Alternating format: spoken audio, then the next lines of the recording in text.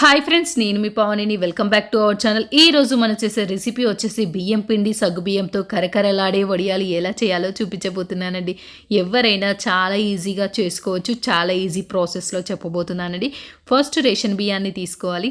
ఇక్కడ నేను 6 glasses ration బియ్యాన్ని తీసుకున్నాను. 1 గ్లాస్ సగ్గు బియ్యాన్ని తీసుకోవడం జరిగింది. వీటిని మంచిగా వాష్ చేసేసుకొని 3-2 టైమ్స్ నైట్ నానబెట్టుకుంటే సరిపోతుందండి. నైట్ నానబెట్టుకొని మార్నింగ్ మనం మంచిగా వీటిని మళ్ళీ ఒకసారి వాష్ చేసేసుకొని వడకట్టుకుంటే సరిపోతుంది ఫ్రెండ్స్. ఇక్కడ ఒక పెద్ద బౌల్ తీసుకొని మనం ఒక గ్లాస్ బియ్యానికి 3 గ్లాసెస్ వాటర్ని యాడ్ చేసుకుంటే సరిపోతుందండి. అంటే నేను 6 గ్లాసెస్ బియ్యాన్ని తీసుకున్నాను కాబట్టి ఇక్కడ 18 గ్లాసెస్ వాటర్ని పెద్ద గిన్నెలోకి యాడ్ చేసుకోవడం జరిగిందండి. ఇవి మంచిగా మనం వాటర్ లేకుండా తీసుకున్నాం కదా, సగ్గు బియ్యాన్ని కూడా చాలా చక్కగా నానిపోయాయి కదా.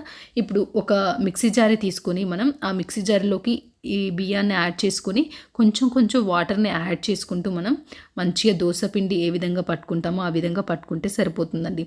అదేవిధంగా సగ్గు బియ్యాన్ని కూడా మనం మిక్సీ పట్టేసుకొని ఈ పిండిని మొత్తాన్ని ఒక దాంట్లో వేసేసుకొని మంచిగా కలుపుకోవాలి ఫ్రెండ్స్. ఇక్కడ మొత్తం నాకు పిండి రుబ్బుకోవడం కోసం 4 గ్లాసెస్ వాటర్ని అయితే యూజ్ చేశాను. మిగతా 14 గ్లాసెస్ వాటర్ ఉన్నాయి కదా, అవి స్టవ్ పై పెట్టేసుకొని మనం వెయిట్ చేసుకుంటే సరిపోతుందండి.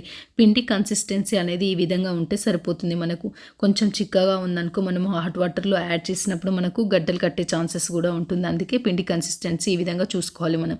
వాటర్ అనేది బాగా బాయిల్ అయిపోయింది కదా, ఇప్పుడు ఈ కలిపి పెట్టుకున్న పిండిని దీంట్లో కొంచెం కొంచెంగా యాడ్ చేసుకుంటూ మంచిగా కలుపుకోవాలి ఫ్రెండ్స్. ఒకేసారి పిండి మొత్తాన్ని యాడ్ చేసామంటే గడ్డలు కడుతుంది.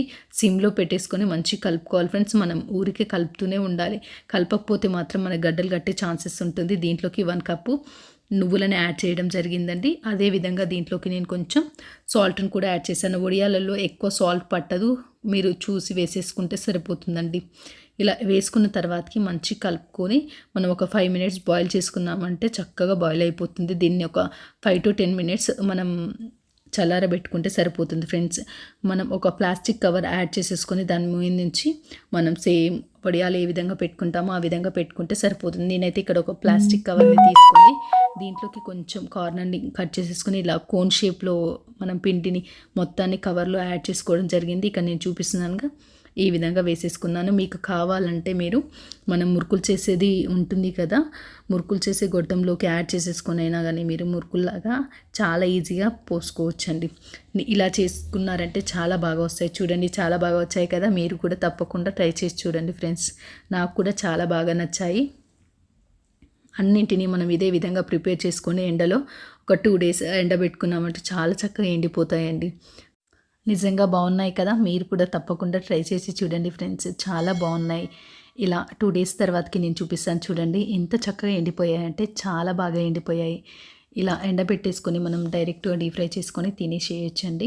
పిల్లలు లంచ్ బాక్స్ పెట్టి మనం స్కూల్కి పంపిస్తే తినరు కదా, ఆ టైంలో మనం మంచిగా డీప్ ఫ్రై చేసి పెట్టామంటే చాలా చక్కగా లంచ్ బాక్స్ కంప్లీట్ చేసి తీసుకొని వచ్చేసానండి. ఇక నేను డీప్ ఫ్రై చేసి చూపిస్తున్నాను చూడండి. చాలా బాగా వచ్చాయి, తెల్లగా చాలా బాగా వచ్చాయి కదా. టేస్ట్ కూడా చాలా బాగున్నాయండి. నువ్వులు వేసాం కదా, టేస్ట్ అనేది అద్భుతంగా ఉన్నాయి. మీరు కూడా తప్పకుండా ట్రై చేసి చూడండి ఫ్రెండ్స్. అస్సలు కష్టపడకుండా బియ్యం పిండి అండ్ అదేవిధంగా సగ్గు బియ్యంతో వడియాలు పెట్టుకొని చాలా బాగుంది. నా వీడియో మీకు నచ్చినట్లయితే please like, share, comments friends. Thank you for watching video.